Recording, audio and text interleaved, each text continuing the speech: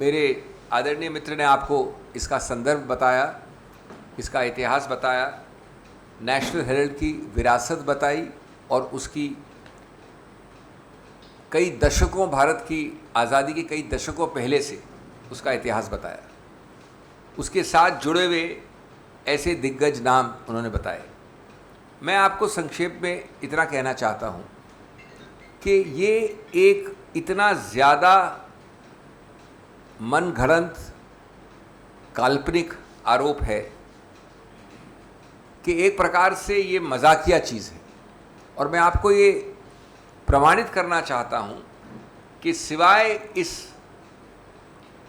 प्रतिशोध की जो भावना जिसके साथ ये सत्तारूढ़ पार्टी अपने हर राजनीतिक विरोधी को अटैक करती है, इसमें कुछ भी नहीं है। 5 या 6 तथ्य बड़े सरल हैं, उनको आप देख लीजिए और अपने आप निर्णय करिए कि इस प्रकार का समन्स माननीय कांग्रेस अध्यक्ष और पूर्व कांग्रेस अध्यक्ष को दिया जा सकता है 2022 में। नंबर 1, यही चीज़ों के विषय में कानूनी कार्रवाई 2014-15 से चल रही है। आज 7 साल बाद इस प्रकार की चीज़ों में ईडी को लाया गया है। नंबर 2, ये विचित्र केस इसलिए है कि जहाँ कोई पैसा नहीं है या जहाँ कोई प्रॉपर्टी का स्थानांतरण नहीं है, वहाँ पर मनी लॉन्ड्रिंग कैसे हुई, ये हमको कोई समझाए। माननीय मोदी जी के बहुत सारे काबिल जो एडवाइजर हैं वो समझाएं। हुआ सिर्फ इतना कि एक कंपनी है AJL, पुरानी कंपनी है, वो दशकों से नेशनल हेराल्ड चला रही है। चूंकि वो एक आदर्शों पे, मूल्यों के आधार पर चलाती थी अखबार, कमर्शियली इतनी सफल नहीं हुई। कई दशकों के दौरान लगभग 90 करोड़ रुपए जो सब दिए गए हैं औपचारिक रूप से, वो उसकी डेट हो गई, ऋण हो गया। उस कंपनी को फाइनेंशियली मजबूत करने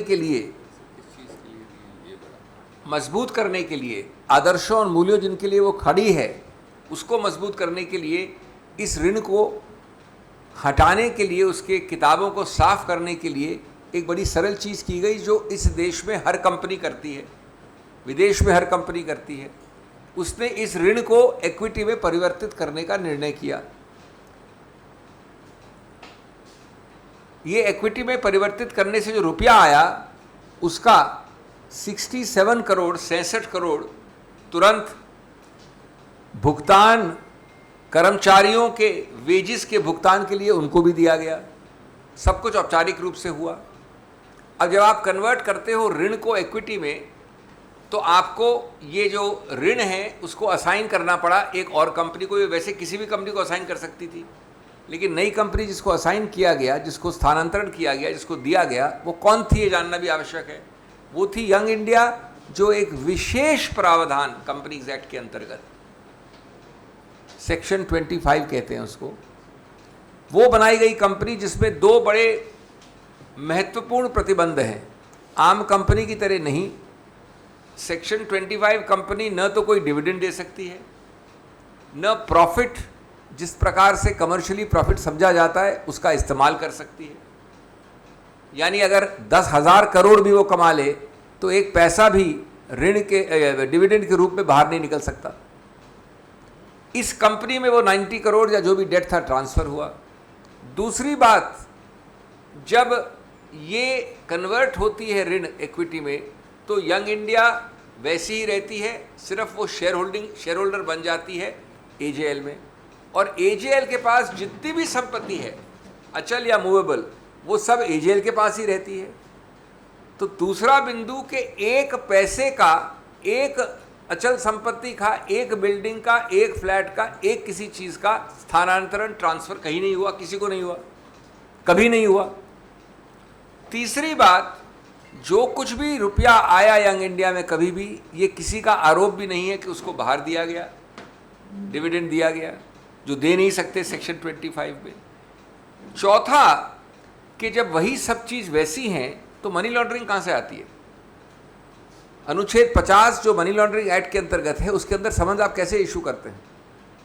जो तर्क मैंने अभी आपको बताया, और वो चौथा बिंदु है मेरा, उसके अंतर्गत 2015 में ये केस बंद हो गया था। याद रखिए 2014 के पहले का केस है ये। ईडी की तरफ से ये केस बंद हो गया।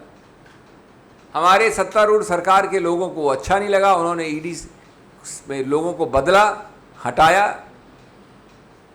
निरस्त किया अपने पदों से और नया केस खुलवाया प्रेशर डाल के। और उसके बाद अब 7 साल बाद ये समन्स दे रहे हैं।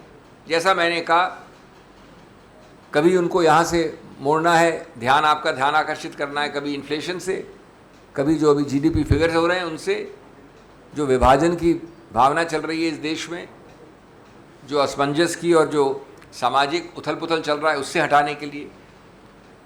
तो दोस्तों, मैं अपनी बात अंत करना चाहूँगा ये कह के कि इस देश में इस प्रकार से अपने पपेट, जैसा मेरे दोस्त ने कहा,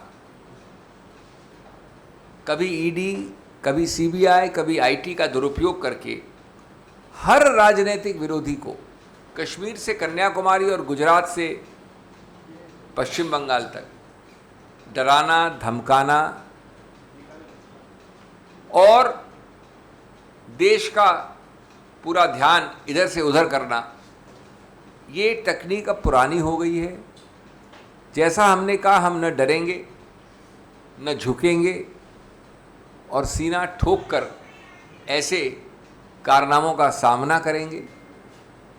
लेकिन आप एक बात समझ लीजिए कि कोई भी जो अक्षर ABC भी जानता हो कॉमन सेंस का या कानून का, वो ये नहीं कह सकता कि इसमें कोई मनी लॉन्ड्रिंग का केस शुरू भी होता है बनिस्बत इसके कि उसकी कार्रवाई आगे जा सके।